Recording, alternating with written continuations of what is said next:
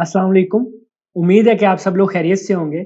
इस वीडियो के अंदर हम shout out for shout out को डिस्कस करेंगे। इसको शॉर्टकट में S4S भी कहते हैं।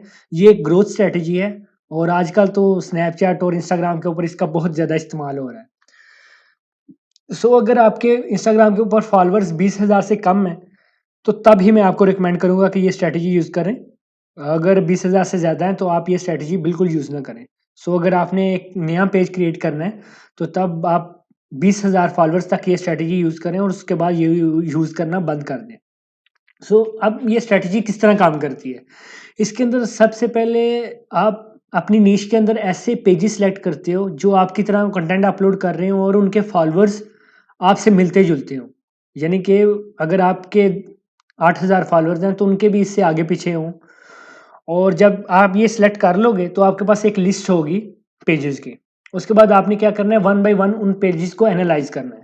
अब मार्केट रिसर्च वाली वीडियो में मैंने आपको बताया था कि आपने किस तरह प्रॉपर्ली एक पेज को एनालाइज़ करना है। आपने एक टूल का यूज़ करना है जिसे हम socialblade.com कहते हैं। उसके ऊपर आपने जाके वन बाय वन उन पेजेस को एनालाइज़ करना है। यहाँ से पहले आपने इंस्टाग्राम सेलेक्ट कर देना है, यहाँ पे आपने यूज़र नेम देना है और उसके बाद उनको एनालाइज़ करना है।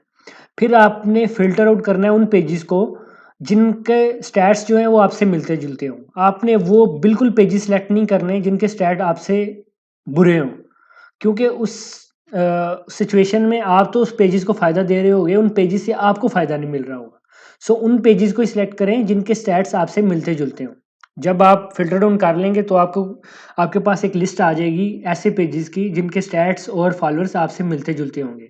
अब आपने वन बाय वन उनको मैसेज करना है और उनको बोलना है कि यार आपके स्टैट्स और मेरे स्टैट्स सेम हैं और फॉलोअर्स की भी सेम है, तो हम एक दूसरे को प्रमोट करते हैं। आप अपनी पेज की ट्रैफ़िक मुझे दो, मैं अपने पेज की ट्रैफ़िक आपको देता हूँ। ये एस4एस इस तरह काम करता है। अब बहुत से लोग एस4एस को कर रहे हैं, लेकिन वो प्रॉपर्ली नहीं कर रहे। वो ये करते हैं कि एक दूसरे की प्रोफ़ाइल के जो स्क्रीनशॉट हैं, वो पोस्ट कर देते हैं और बोलते हैं कि प्लीज़ फ़ॉलो। अब ये बहुत ही बुरा तरीका है। काइंडली आपने ये तरीका इस्तेमाल नहीं करना। आपने कभी भी एक-दूसरे के जो स्क्रीनशॉट हैं प्रोफ़ाइल के वो पोस्ट नहीं करने और ये नहीं बोलना कि फ़ॉलो करें। क्योंकि इससे आपके जो फ़ॉलोअर्स की जो माइंड में आपकी ब एक बहुत बुरी इमेज बैठती है। आपने करना क्या है, आपने एक टेम्पलेट क्रिएट करना है स्टोरी के लिए। ये देखिए मैंने एक एज़ एग्ज़ाम्पल एक दिया है, उसके अंदर आपने एक हुक लाइन देनी है और एक अच्छा-सा डिज़ाइन क्रिएट करना है। और उसको ये बोलना है कि ये टेम्पलेट जो है ये वहाँ पे पोस्ट करें। अब आपकी प्रोफ़ाइल का स्क्रीनशॉट आपने बिल्कुल एक्सचेंज नहीं करना। अब ये एग्ज़ाम्पल के अंदर ही देखें, सबसे पहले उसने एक बहुत अच्छी हुक लाइन क्रिएट की है कि do you want to be a successful. इसका मतलब ये है कि ये मोटिवेशन के रिलेटेड कंटेंट पोस्ट कर रहा है। तो नीचे एक पोल होगा जिसके अंदर कुछ लोग बोलेंगे येस और नो। अब जिन लोगों ने येस बोला है उसके लिए उसने नीचे लिखा है then I highly recommend you to follow. नीचे उसने उस पेज को टैग किया होगा। ये एक प्रॉपर वे है shout out for shout out का। आई होप आप इसी तरह ही इस स्ट्रैटेजी को यूज़ करेंगे। अब उसके बाद आ जाता है कि आप शाउट आउट्स बाय भी करते हो। इसको हम ये भी कहते हैं कि आप प्रमोशन बाय करते हो। अब इसके लिए एक अलग वीडियो मैंने बनानी थी, लेकिन ये इससे मिलती-जुलती है, तो मैंने सोचा एक ही वीडियो के अंदर ही सारा कुछ डिस्कस कर लें। अब ये जो स्ट्रैटेजी है इसके अंदर ना आप उसको पैसे दे रहे हो और ना वो आपको पैसे दे रहा है। आप वैल्यू के रिटर्न में वैल्यू ही दे रहे हो।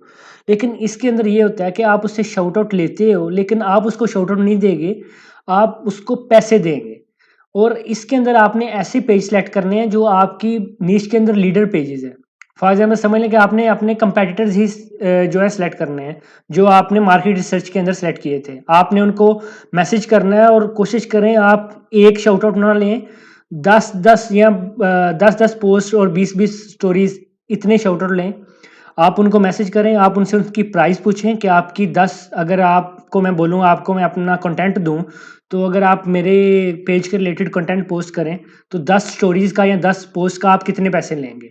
ज़्यादा बल्क में अपने शाउट आउट्स बाय करें, उसके बाद उनका जाके आप सोशल ब्लेड में उनके स्टैट्स चेक करें, अगर उनके स्टैट्स अच्छे हैं तो तब भी डील जो है वो डन करें। कोशिश करें कि जितनी कम हो सके उतनी कम प्राइस में आपको बल्क में शाउट आउट्स मिल जाए। उसके बाद आप उनको पैसे पे करें और वो आपको one by one shout out देंगे। अब जो टूल्स यूज़ कर सकते हैं आप इसके लिए, एक सोशल ब्लेड है स्टैट्स को देखने के लिए और एक आईजी ब्लेड है। उसके बाद पेपैल का इस्तेमाल करें पैसे सेंड करने के लिए। उसके अलावा और कोई पेमेंट मेथड इस्तेमाल ना करें, क्योंकि जब आप पेपैल इस्तेमाल करते हो तो अगर आप उसको पैसे सेंड करोगे, अगर वो आपके साथ स्कैम करेगा तो आप पेपैल के ज़रिए अपने पैसे वापस ले सकते हो, आपके साथ स्कैम नहीं हो सकता। पेपैल के अलावा मैं दोबारा रिपीट कर रहा हूँ, कोई भी पेमेंट मेथड इस्तेमाल ना करें। सो इस वीडियो के लिए इतना ही था। मैंने आपको बताया कि आपने properly shout out for shout out किस तरह जो है इस्तेमाल करना है स्ट्रैटेजी को। सो अगर आपके माइंड में कोई क्वेश्चन है तो आप इसी के ग्रुप के अंदर पूछ सकते हैं या डायरेक्टली मुझे मैसेज कर सकते हैं।